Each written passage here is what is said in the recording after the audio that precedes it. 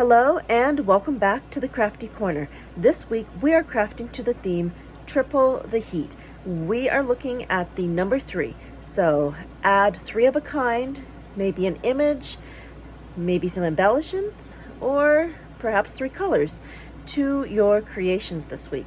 This challenge is running from August 11th through August 24th.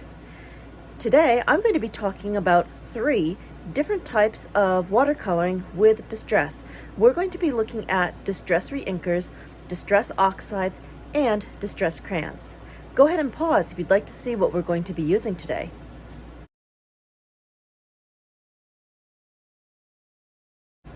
All right, let's head over to the Crafty Corner for some triple heat fun. Today, we're going to be watercoloring with 3 different distress mediums. We're going to be using distress reinkers, distress reinker oxides, and distress crayons. For the distress reinkers, I have placed them in the Ranger Tim Holtz alcohol ink palette well. I absolutely love this. This is an easy way to create a wet palette and have all of your favorite distress colors at your fingertips. To paint on, we're going to be using some multimedia cardstock. And the stamp set we're going to be looking at today, we're going to be looking at On the Farm. I'm feeling really nostalgic for a good old-fashioned country fair this year, but not happening. So I'm going to be making a fair scene using some of these stamps. To start with, let's use this cow, and this is going to be our primary stamp for our watercoloring techniques today. So for this stamp, I'm going to be inking it up with some archival ink, black soot distress, and putting the stamp on a large acrylic block. The new distress archival ink sizes are fantastic and make inking up stamps so much easier now.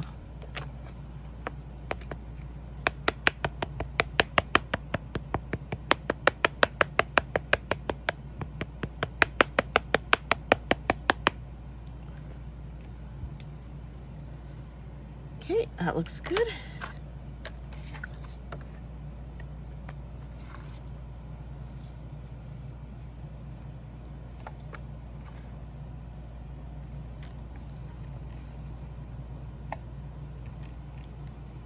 Applying good firm pressure to the stamp and lifting it off. Okay, let's start with this one. And to be painting with, I have one of the Tim Holtz water brushes. This one is the fine tip brush. When I'm watercoloring, I like to start with my lightest color and then fill in my darker colors. For my starting color, I'm going to be using a bit of vintage photo to start with. I decided that these cows are going to be jerseys, so we're going to do a bit of a brown and a tiny bit of reddish mix. So to start with, I'm just going to do a really simple wash of color over the stamped surface. And I'm not going to worry too much about staying in the lines. I'm going to eventually cut these out for a journal spread.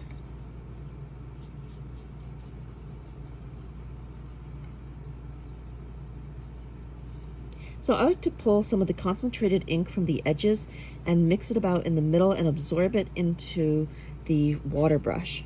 Since I'm trying to start light, I don't want a complete saturation of color to start out with.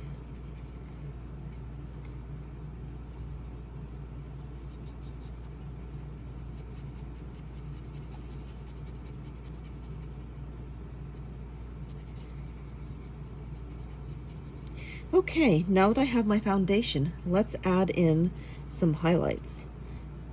Now I'm going to be dipping into some ground espresso, and I'm going to be going over some of the darker areas of the stamp to give this a little bit more dimension.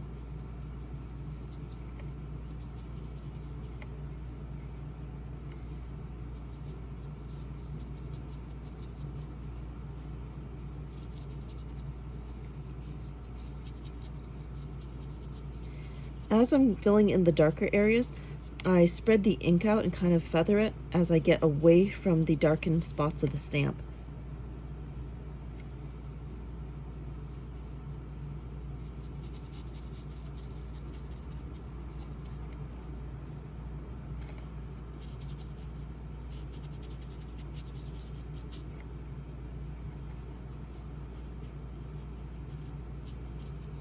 Well, it's looking pretty good. We're building up a little bit of shadow here.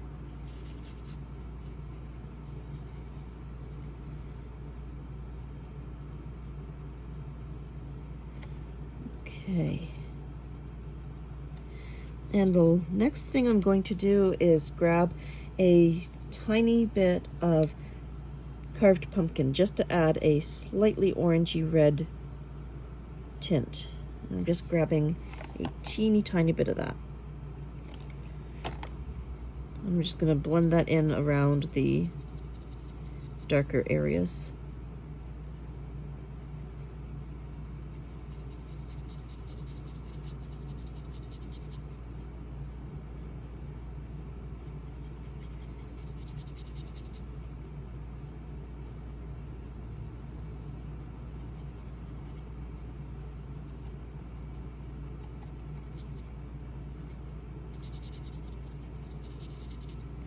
Okay, I really like that now.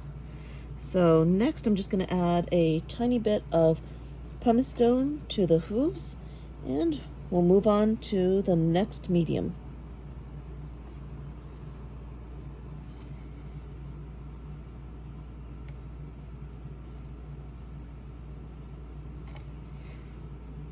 Okay, so for the next distress medium that I'll be using, I'm going to be using the Distress Oxide Reinkers. For this, I'm going to want the stamping platform. The Reinkers are not transparent, so when I paint over the image, I'm going to lose some of the detail of the image. So I'm going to be doing a double stamping technique with the platform to put down my initial image, cover it up with paint, and then make the image nice and crisp again by stamping a second time. Okay, with the stamping platform, let's stamp our next image. Just close the lid, pick up the stamp, and I'll add some ink to that. Just going to ink off to the side very quickly.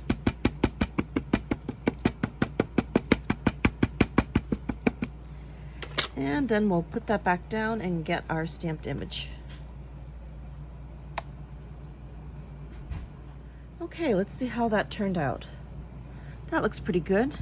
And the stamping for this part doesn't have to be perfect since we're going to go back in a second time and stamp over the top of our image. Now I'm going to lift up the corner of the media mat, and we're going to add our Distress Oxide Reinkers. I'm going to be using some brushed corduroy, black soot, and vintage photo. And again, I need to make sure that I shake these up really well. Okay, now I'm going to put a couple of little drops over here. The side of the glass media mat makes an excellent palette for temporary colors.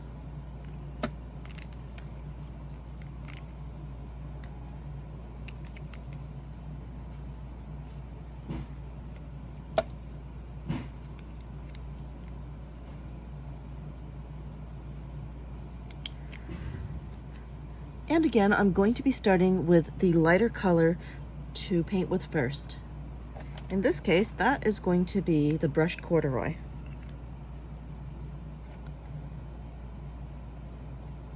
So I like to take just a little bit from the dot in the center and kind of smush it around on the glass palette, and then go in for some painting.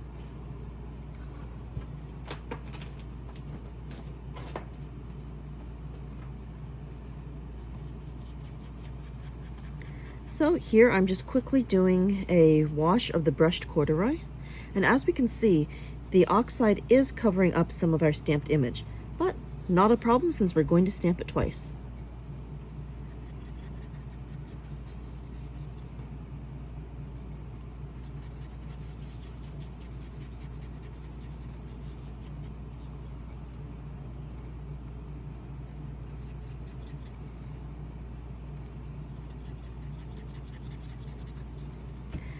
Okay, first layer looks pretty good. Now let's go in with some of the vintage photo and darken up some of these areas.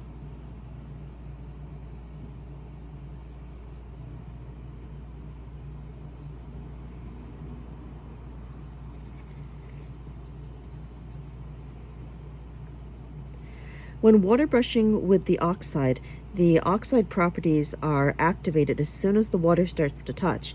So in this case, I won't need to go in for a third color to get that kind of rusty tinge that I got down here with the Reinkers. The oxide is going to do all the work for me.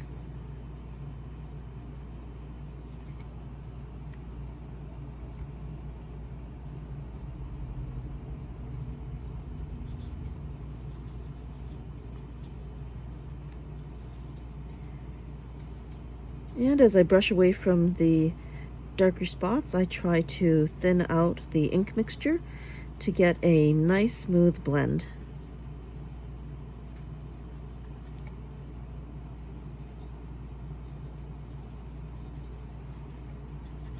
And we'll just give a quick brushing all over the surface.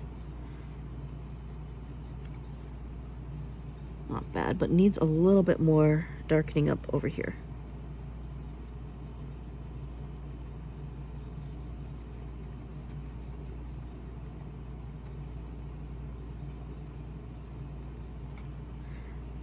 Okay, I am pretty happy with that.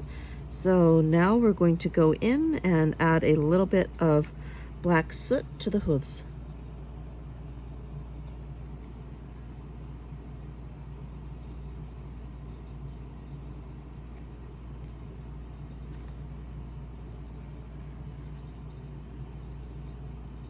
Now before I stamp for a second time, I'm going to quickly grab the Ranger heat tool and dry this off.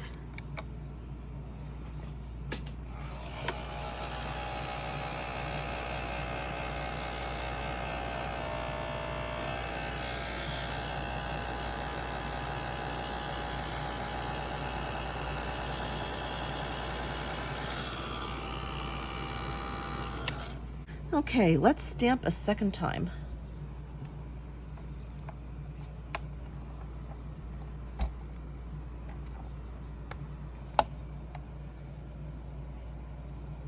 Much better. So there is our second image. This one done with oxides. Now let's move on and stamp an image for some distress crayon. So for this image, I'm going to go back and use the stamping block since I will not need to stamp twice this time. And while I'm at it, I'm going to clear off the little palette on the side since I will need that to scribble down some distress crayon.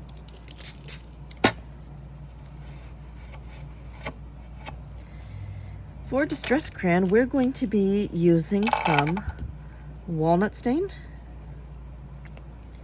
rusty hinge,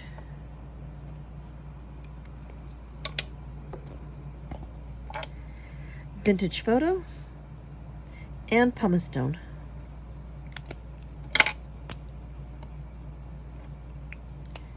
All right, let's stamp our image.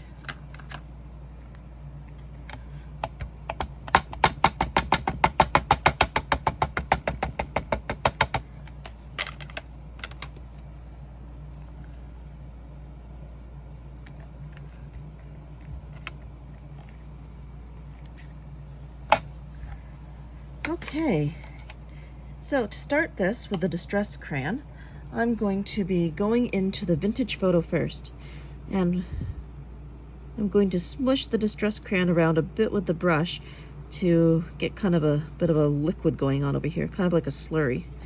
And then I'll just do a quick wash with the vintage photo over the image.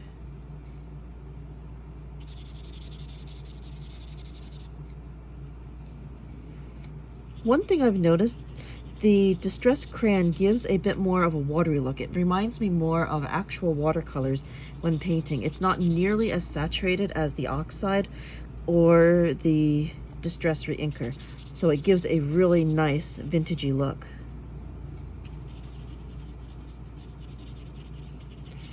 Okay, first layer is down. Let's go in and grab some of the walnut stain.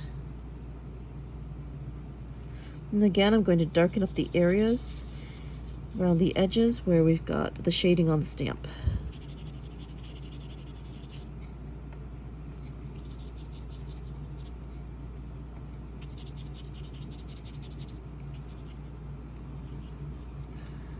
Okay, need a little bit on the tail. That looks good. And now I'm going to add a little bit of the rusty hinge in to give this cow some more of the reddish tinge that the other two have. There we go. That is blending in really nicely. I'm not sure which I like better, the rusty hinge or the carved pumpkin. In some ways the carved pumpkin is more vibrant with the Distress Reinker, but I like the rusty hinge because it's giving me vibes of like a vintagey fair poster. I think both are good, and it's a great comparison.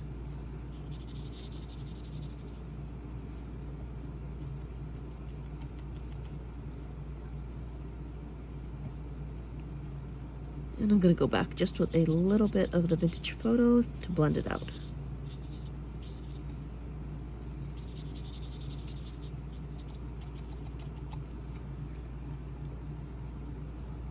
Okay, I would call that one about done. So let's add a little pumice stone for the hooves.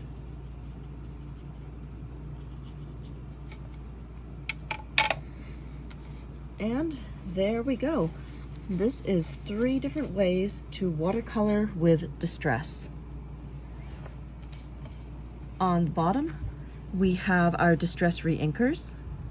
In the middle, we've got some Distress Oxide Reinker.